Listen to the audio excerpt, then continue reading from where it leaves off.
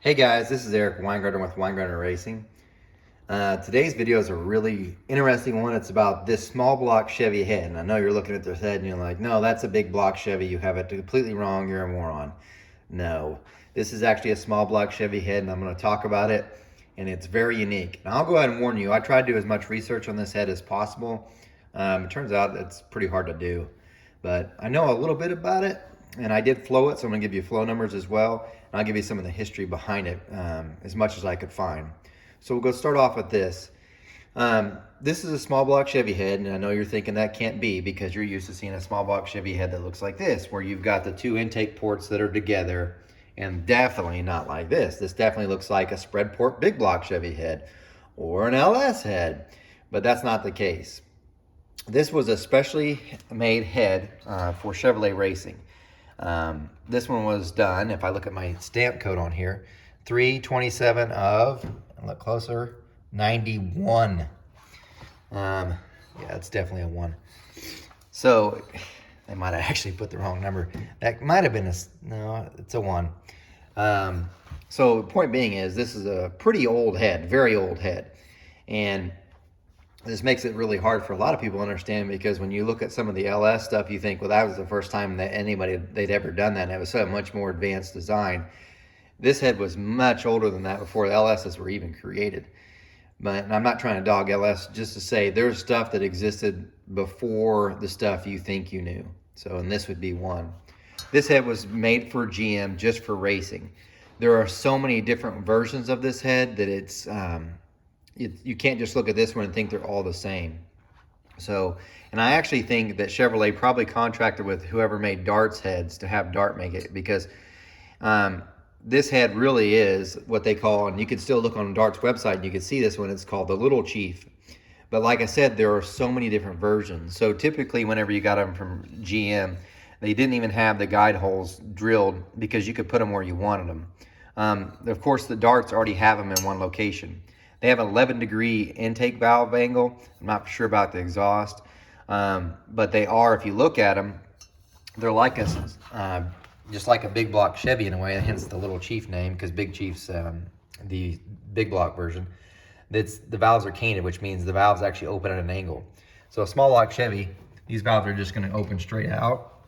This one, even though it's small block Chevy, they open at an angle like a big block would. They come open. In other words, as they open, the valve gets further away from the bore, so it unshrouds itself as it opens. Typically, they flow better. Also, if you look, typical small block Chevys, they're in line like this. These are not. They're rotated, which helps, especially on high RPM horsepower. So that's kind of cool. And you're like, well, how do they even make this thing fit? Because if you look at it, that's a head bolt, head bolt, head bolt, head bolt, head bolt. But there's the port. Well, because if you look down the port, there's the hole, which you can see right there, for the actual bolt to go through. So you actually have to tighten it through that hole. Some of the other versions, and there are several, have a bigger cap here on the top, and then they move stuff around so that you can reach in there better. There are, like the one especially on Dart's website, actually has a plug there, so it's easier to get in there. And then they moved the rocker boss over, and it had a different set of shaft rockers made for it. It's a really, really unique head. It probably got its most fame, the first time I ever heard about it was in, I think, 98. And you might be saying, how'd you hear about it? The reason why is because a long time ago, NHRA used to be cooler, and they had a class called NHRA Pro Stock Truck. Now, currently they have Pro Stock Car, and they have Pro Stock Bike, but they used to have Pro Stock Car, Pro Stock Truck, and Pro Stock Bike. You might say, why did they ever come up with the truck? Well, I think it actually had to do with the sign of the times. And this is just me speculating, so bear with me. If you were to wanting a sports car like a Camaro or whatnot, they're pretty expensive, really expensive. Matters of fact, also, if you think about it, Camaro stopped their production, I think, in 98. So GM had no car in 98. So at that time, there are no sports cars. And really the most economical truck, and the reason why I own my S10, is because most of this truck actually is what's left of my dad's S10 when he bought it, or GMC Sonoma. Those trucks were extremely cheap. They sold thousands, so they become really popular and people wanted to hop them up. Hence, Pro Stock Truck was based off those S10s, but with an extended cab for a longer wheelbase. they had different rules than NHRA Pro Stock car. NHRA Pro Stock car, they could run a 500 cubic inch engine. In the Pro Stock truck, however, they were limited to like 350 cubic inches. But they still turned insane RPM, still had a 5-speed transmission. Of course, it's got a clutch, but they don't really use it to shift. To me, I thought I loved Pro Stock car during that time, sure did. But the Pro Stock truck, to me, were like, wow, that's even neater. Just to give you an idea, the record, because the class went from 1998 to 2002, I think is when it ended. If you can look this up online, the trucks didn't weigh that much, like 2,400 pounds, something like that.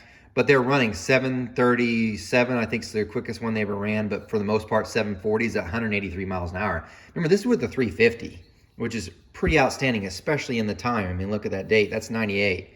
So LS is at that point, we're just getting started. And regular small blocks, I mean, these things, I think with the time are cranking out almost 1,200 horsepower. I'm probably wrong on that, but I think so, though, right around 1,100 or so horsepower NA. And they were almost doing 3 horsepower per cubic inch. So, or there might have been there, some of them, but definitely very strong runners. That's how I got to know them. And the reason why is because the class, to me, I thought was really popular. And they had done an article on one, and they had the engine all tore down, but they only gave you this view. They didn't show much more of the rest of the head. I think they might have showed the combustion chamber too. Obviously, if you get any NHRA team to show you their head, that's extremely rare. So it's probably a design that didn't work. But they showed it, and I was like, I have never seen that before, and I never seen it. It wasn't in any catalogs or anything like that. Obviously, it was a racing head. So this is what that head was kind of built for. Now, this one's different from the ones you'll see. If you notice, this one has a rectangular intake ports. That's all independent on the Porter itself, because some of them are oval port. And from what I know of these, when you get them, they're extremely small because they want you to put the port wherever you want. So it takes a lot of grinding to make this happen. This one, I think, must have been one of their previous versions, because also, if you look, this particular porter, whoever did this, he added this epoxy here to make the vane. I know for sure, like the Dart ones that they have now, there's enough aluminum already here so you can make the vanes there, so you can grind it out. You don't have to add material, is what I'm trying to say. This is probably one of the earlier versions. Chances are probably good too that they went from, even though this is tilted, so it's not straight, but chances are they probably rotated it even more. This at the time was probably the baddest head you could get, period. Because even SB2s were out at this time. But this head, to me, I thought was probably better than that, because it looked like it. They made it with so much more power. Pretty nice design. There's some things I don't understand about this head. So this is the exhaust port. What I mean by that is I don't have a clue what these are. And in the I really don't know. I don't know if it had something to do with the oiling, the spray on the springs. I don't have a clue. So you're more than welcome to comment on that. I've never seen that in a head. Usually you might say, well, those are, I thought also maybe it's down port nozzles for like some sprint car guys, but they're not here. There's no down port here. Unless that's what the epoxy was used for, then that would make better sense. But I haven't seen that really in other stuff. But anyway, that's the head. Really nice head, extremely unique. But the real thing you're probably looking for is, well, how much did it actually flow? You know, as cool as this is.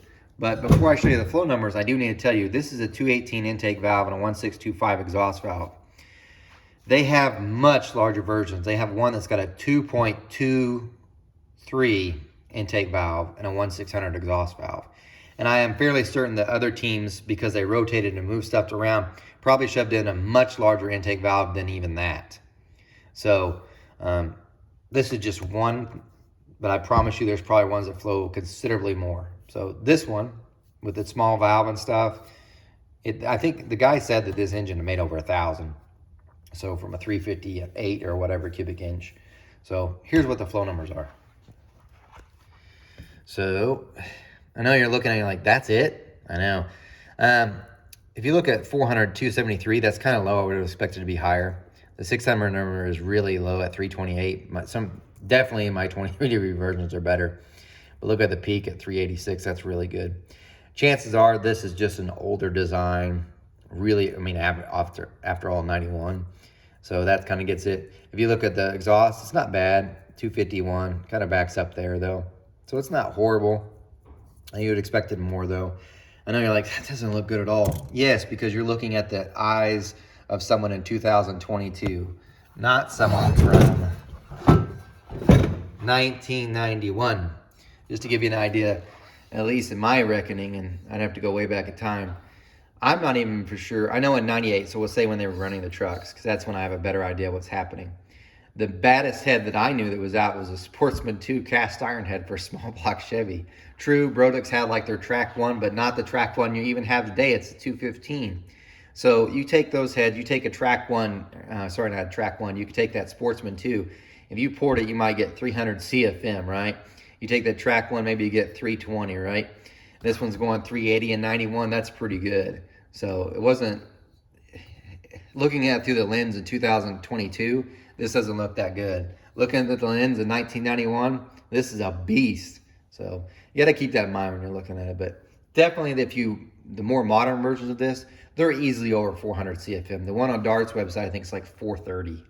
So yeah, they're much better now. But 91, it was the king. So anyway, thanks for watching this video. Hope you guys got something out of it. Take care.